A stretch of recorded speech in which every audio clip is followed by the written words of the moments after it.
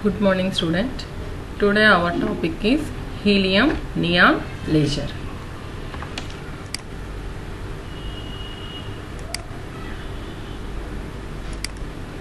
Helium neon laser is a gas laser. It has so many uses in industrial and scientific. Also, generally these helium neon lasers often used in laboratory demonstrations of optics. It is also a 4-level laser. So NDYAG laser is also a 4-level laser. Here helium neon laser also a 4-level laser. So its usual operation wavelength is, that means the output wavelength is 632.8 nanometers, otherwise 6328 angstrom units, which is in visible region. So generally that's why it appears as in red color.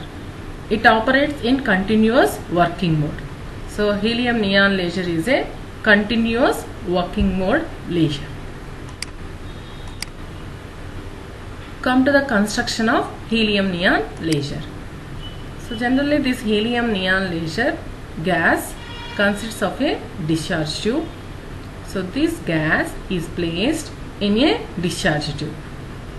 Helium is a gas and neon is also a gas. These two gases are taken in a discharge tube under certain pressures, because gases are mixed only under certain pressures.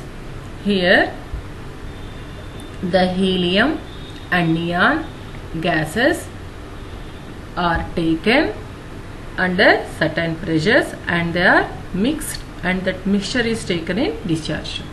Helium gas is taken under a pressure of 1 mm of Hg, 1 millimeter of Hg, and the neon gas is taken as 0.1 mm of Hg. Under these pressures, these two gases are mixed up with, and that mixture is taken in discharge tube, which is having a length of 80 centimeters and a width of 1.5 centimeters. And these gases are taken in the ratio 10:1. That means for every 10 atoms of helium, we are taken 1 atom of neon. So that's why helium atoms are more compared to neon atoms. So this is the composition of helium neon gas, and these two gases is assumed like that, A gas and B gas. Already in pumping methods, I have already told them that AB gas in electric discharge pumping method, we are taking A type gas and B type gas. In between A type and B type, inelastic collision between atoms and atoms takes place. So in the same way, here helium gas and neon gas are assumed that A type and B type gases, in between helium and neon, inelastic collision between atoms and atoms takes place. So and this discharge tube contains a set of parallel mirrors which acts as a resonating cavity. So in resonating cavity there are two mirrors. One is completely reflecting mirror, another one is partially reflecting mirror. These two mirrors amplifies our input beam, and the amplified beam is nothing but our output laser beam. So generally for every laser construction we require three main parts. One is the active medium. So in helium neon, neon atoms acts as active medium, and the pumping method is electric discharge method. In that method, inelastic collision between atoms and atoms takes place. That means in helium neon, inelastic collisions takes place. Helium collides with the neon atoms and imports their energy to neon. So that's why neon atoms gets to excited, just like A, B type. Next one, optical cavity. The third part is optical cavity. Optical cavity contains two mirrors. One is completely reflecting, another one is partially reflecting. Using those two mirrors, we amplifies the input beam, that means stimulated beam, and it becomes the laser beam, which is our output. So this is the construction. Come to the diagram. So In helium-neon laser, this is the discharge tube. In the discharge tube, we take helium-neon gas mixture. And this is anode and this is the cathode. These two are connected to power supply. So it is the highly reflecting mirror. So another mirror is there. So these two mirrors amplifies our stimulated radiation, which comes as laser output, and the output wavelength is 6328 angstrom units, also 632.8 nanometers. So this is the construction of a simple construction of helium neon laser.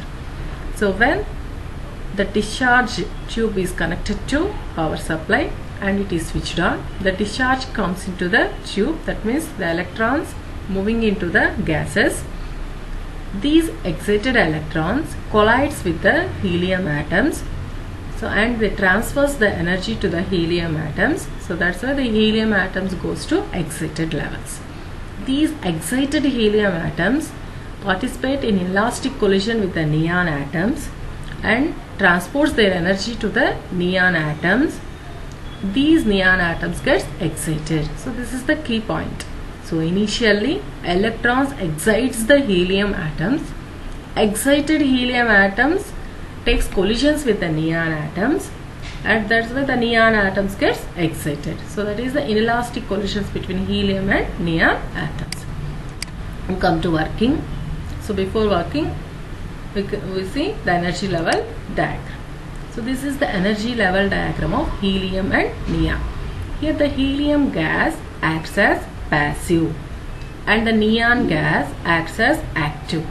Passive means there is no population inversion takes place. That's why that gas is called passive medium. Active medium, we already know that in which population inversion takes place, that medium is called active medium. Here the active medium is neon atoms. So this is the ground state energy level for helium and neon. E1 is the ground state for both helium and neon. And E3 and E5 are excited energy levels of helium.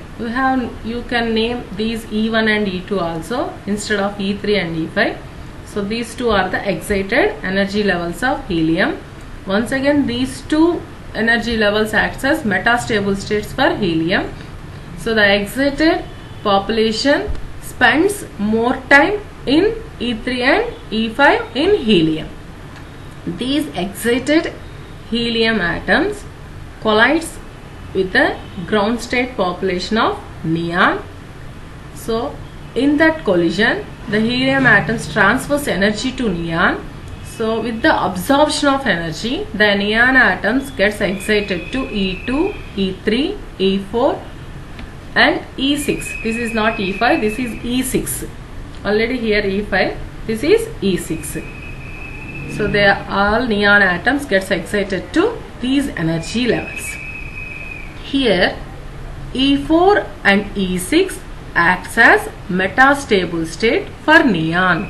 So it is very important. E4 and E6, these two energy levels acts as metastable states for neon.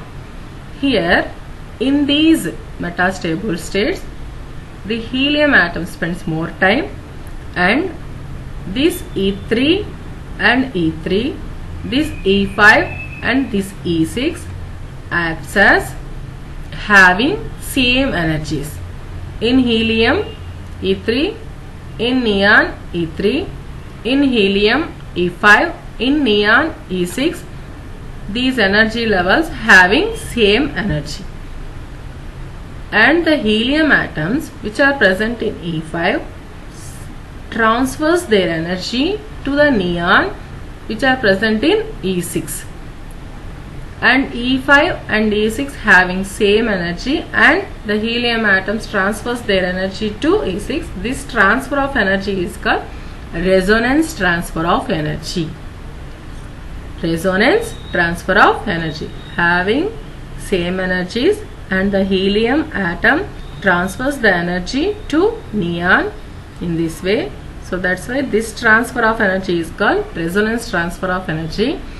With that energy, the population reaches to E4 and E2. These emissions are called stimulated emissions. Okay, by absorbing energy from helium, the E6 population reaches to E4 and E2, from E6 to E4 and E6 to E2.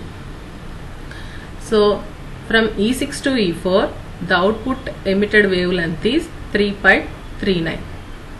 From E6 to E2, the emitted wavelength is 632.8 micrometers. Once again, another transition also takes place from E3 to E2, which is in the range of 1.15. So in this way, the transition takes place in neon from E6 to E4, from E6 to E2, from E3 to E2, and emitting different wavelengths. In these, this 3.39 and 1.15 micrometers are lies in infrared region. So that's why these two are not visible for us. Only the transition takes place between E6 and E2, which is 632.8 microns, which is in the visible region and red in color. So this is only we can see as a output, that is 632.8 microns. Come to working. So already we said that when the discharge tube passes through the gas mixture, the electrons accelerated down to these accelerated electrons collides the helium atoms and excite them into higher energy levels.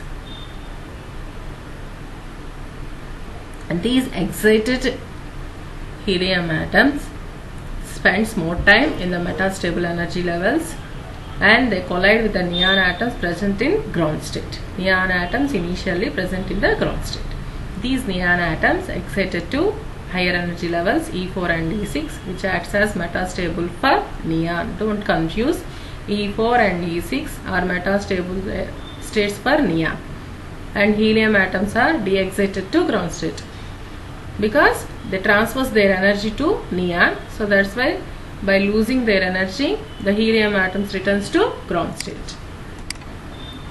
Since E6 and E4 are metastable for which neon, the population inversion takes place at these levels.